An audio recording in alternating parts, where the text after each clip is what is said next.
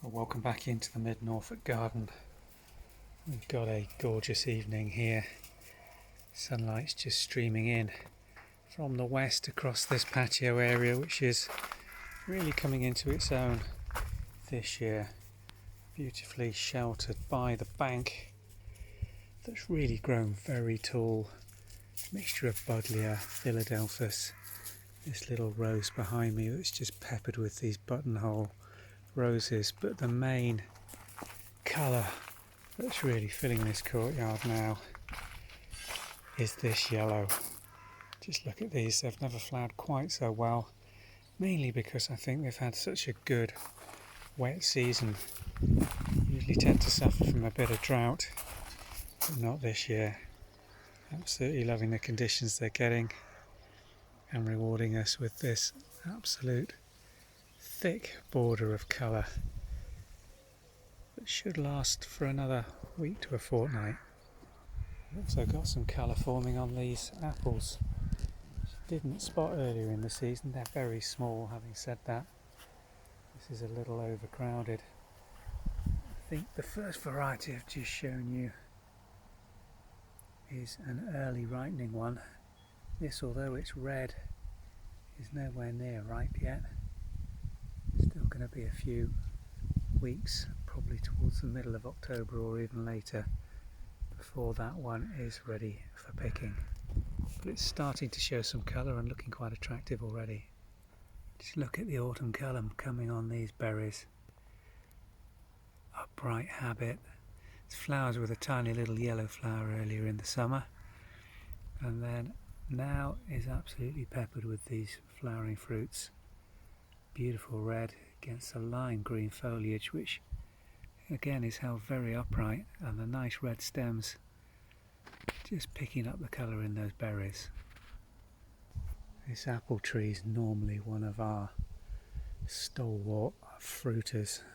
Reliably produces a crop of yellow tinged with red fruit very early in the season. It's usually ready for picking by middle of September. Fruits this year half of what we'd normally get on this tree. May in part be the season and the pollination.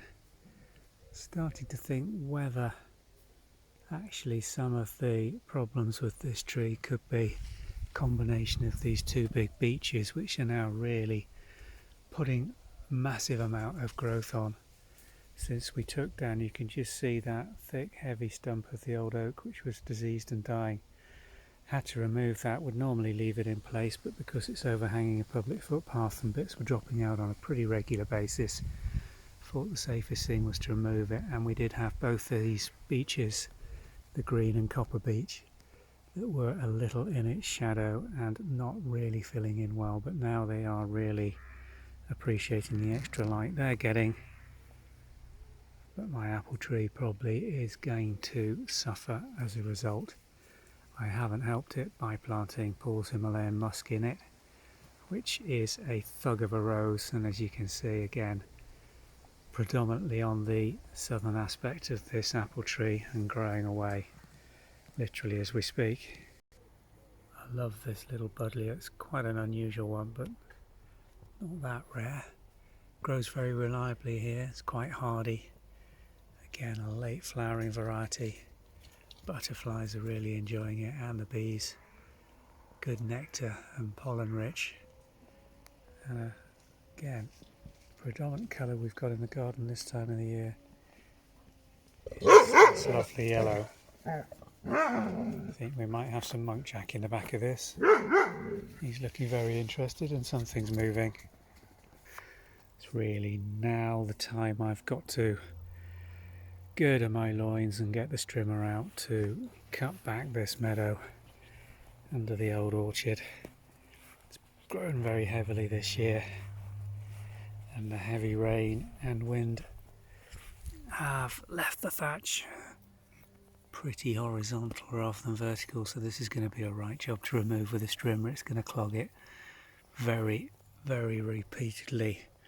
But what we want to do to get this wildflower meadow back into condition for the spring bulbs is to get this cut right back, remove all the hay crop, from the site, so we're not putting any nutrition back into it, and then we'll start gradually mowing it down back into a lawn type level and keep it that way until we go into October and November, when it stops growing, by which time it should stay low for us to appreciate all the spring bulbs that fill this area in February, March and April. Again, another fruit tree that's failed completely this year. This is a quince, a fruiting quince.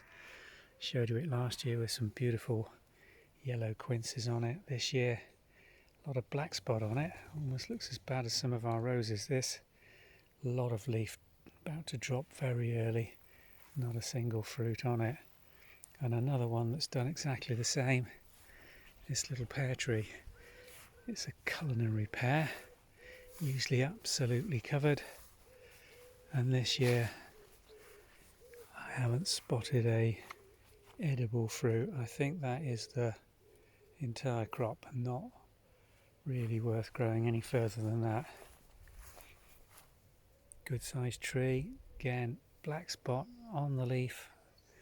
Maybe it's seasonal with the wet damp weather we've been having, but it's putting plenty of growth on, but not a single fruit. So we'll see what that does next year.